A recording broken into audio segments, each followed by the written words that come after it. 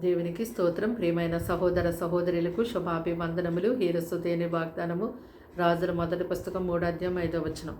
యెహోవా రాత్రివేళ స్వప్నమందు సొలొమోనుకు ప్రత్యక్షమై, నేను నీకు దేనినిచ్చుట నీకిష్టమో దానిని అడుగుమని దేవుడు అతనితో సెలవీయగా.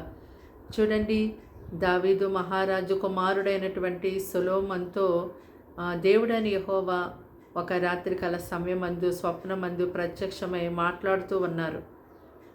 నేను దేని నీకు ఇచ్చుట నీకిష్టమో అడుగు అని దేవుడు అతనితో సెలవిచ్చినప్పుడు సొలొమోను అంటున్నాడు కదా, అయ్యా, నా తండ్రికి బదులుగా ఈ సింహాసనం మీద ఈ రాజ్య పరిపాలన చేయడానికి నన్ను నియమిస్తున్నారు.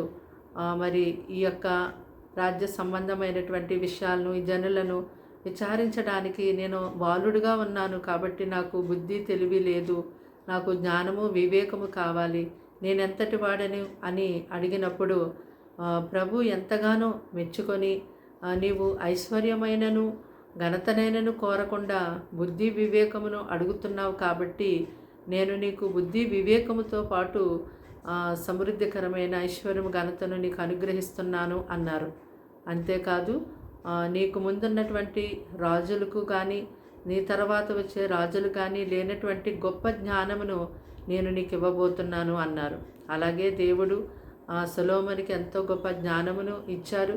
సొలొమోను ఎంతో గొప్ప జ్ఞానంతో ఆ యొక్క రాజ్య పరిపాలన గొప్పగా జరిగించారు. అయితే మరి సమయమందు ఈ మాటలు వింటున్నటువంటి మీతో కూడా దేవుడు మాట్లాడి వాక్యం ద్వారా, దైవదాసుల్లో కళ ద్వారా, దర్శనాల ద్వారా మాట్లాడి మీకు ఏది ఇష్టమో అడగండి అన్నప్పుడు మరి మీరేం కోరుకుంటారు? మరి ఇక్కడ సొలొమోను రాజు అయితే బుద్ధి వివేకము కావాలని అడిగాడు. దేవుడు ఎంతో గొప్పగా అతనికి అనుగ్రహించారు. దాంతోపాటు దేవుడు ఐశ్వర్యం ఘనతను కూడా ఇచ్చారు. అందుకే మనము అడుగు వాటన్నిటికంటే, ఊహించే వాటన్నిటికంటే అత్యధికముగా చేయగలిగినటువంటి శక్తిగల దేవుడని మనం ప్రభుని నమ్మేవారిగా ఉండాలి. అయితే అడుగు ప్రతి వానికి ఆయన తప్పకుండా దయచేవాడై ఉన్నారు. మీరు ఆయన తట్టు తిరిగి అడగండి, మీకు ఏది ఇష్టమో అడగండి, తప్పకుండా దేవుడు వాటిని మీకు అనుగ్రహిస్తారు. ప్రార్థన. దేవా, నీకు వందనములు, స్తోత్రాలు, స్తుతులు చెల్లిస్తాం తండ్రి. మాటలు వింటున్న నీ ప్రజల్ని మీ రక్తంతో కడిగి ముట్టి స్వస్థపరిచి బలపరచండి. వారింటి వారికి రక్షణ ఇవ్వండి.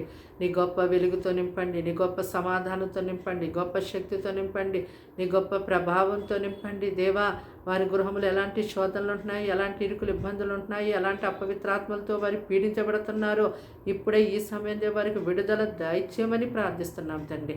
వారి పిల్లల్ని గొప్పగా పోషించండి నాయన. కీడు శోధన పాలించి దినమని తప్పించండి. ఎంతో కాపుదల, ఎంతో సహాయం, ఎంతో ఆరోగ్యం, ఎంతో సంతోషం, నెమ్మది వారి హృదయాల్లో మెండుగా దయచేయండి. అయా, నీ తట్టు తిరిగి ప్రతి విషయమందు ప్రార్థన చేసి నీకు అప్పగించే జీవితాలు వారికి నాయన అలాంటి క్రియలు నేర్పించండి నాయన. అయ్యా, మీరే వారికి తోడయ్యండి, దినమంతా సహాయం చేయమని యేసు క్రీస్తు నామములో ప్రార్థన మీరెంతో సమర్పించి అడిగి వేడుకుంటున్నాం తండ్రి. ఆమేన్.